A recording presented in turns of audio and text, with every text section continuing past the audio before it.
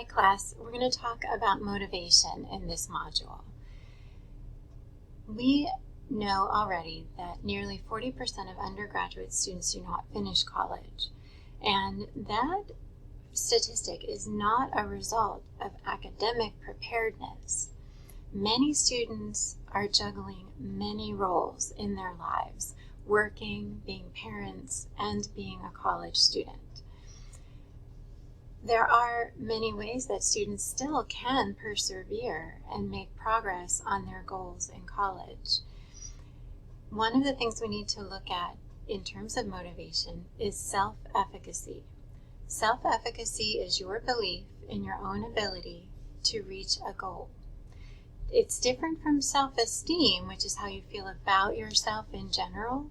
Self-efficacy specifically means you believe that you have the abilities to reach your goal. A concept closely related to self-efficacy and motivation is locus of control. People with an internal locus of control believe they are in control and are the cause of their success or failure based on their own effort and ability. People with an external locus of control believe that outside forces such as luck or fate determine their success or failure. So I'd like to ask you to pause the video for a second, examine your life, and determine whether you have more of an internal locus of control or external locus of control. Psychological research has shown that people who have a more internal locus of control have a greater chance of succeeding with their goals. If in the pause, however, you determine that you have more of an external locus of control, our motivation formula is going to show you how to move more into an internal locus of control. We in this class use a formula for motivation that says expectation multiplied by value equals motivation, or EXV equals M. The two parts of the equation are value and expectation. For the value side of the formula, you look at how important or valuable the goal is to you. Why are you pursuing this goal? What is the reason? What difference will this goal make in your life? For the expectation side of the formula, you are considering how likely you are to succeed with a particular task or goal. It's based on your past experiences, your skills, your abilities, how others have given you feedback, and it's whether or not you expect to achieve your goal. In our OER, we have an example of how to calculate motivation for 3 different classes. So in the example on the screen, you see an English class where a student has given the value of the English class on a scale of 1 to 10 an 8. The English class is a prerequisite. English is needed for every degree. So therefore, the reason why a student would want to value English, it's pretty high. It's an 8. In this case, the student has given an expectation score of 8 for the English class. Maybe the student has always done well in English before and is excited to read the readings in this English class. So again, from a 1 to 10, the student has given an expectation score for 8. So using our V times E equals M formula, we can see that a motivation score for this English class is 8 times 8, which equals 64. Now, in the other example below with COM 101, the scores are a little lower. Perhaps the student doesn't see the value of taking a COM class as part of a degree, but then again, the student knows I need it for my degree, so there's at least a little bit of value.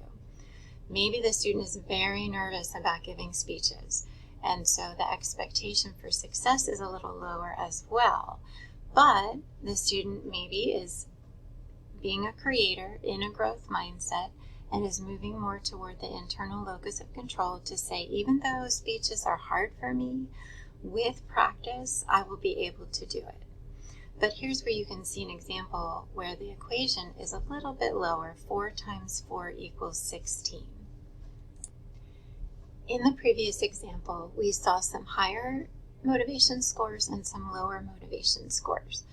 So if you are struggling with either side of the equation related to a goal in your life, there are suggestions in the OER for how to raise each side of the equation.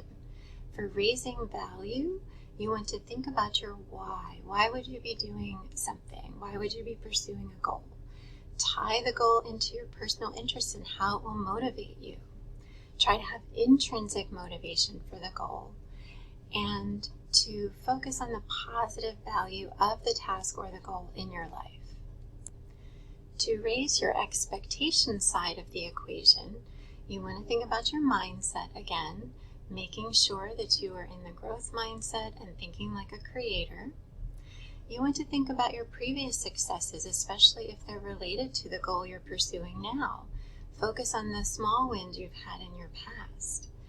Speaking of past, learn from your failures, especially if they were related to what you're pursuing now.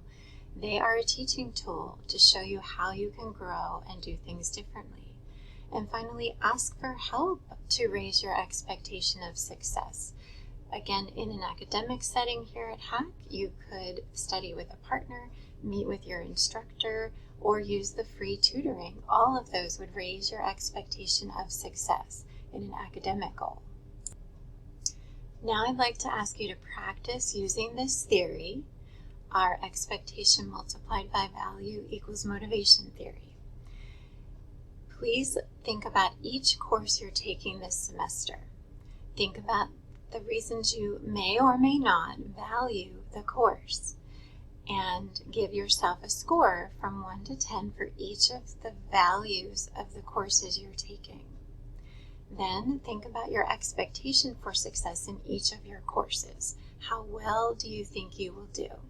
And again, give yourself a score from 1 to 10. Then for each of your classes, multiply your V times E to get your total motivation score. And here's a thinking question for you. What overall score do you think shows that you have a pretty high level of motivation for a goal? Does it need to be 50%? Does it need to be above 60% or higher to show your overall motivation using this formula?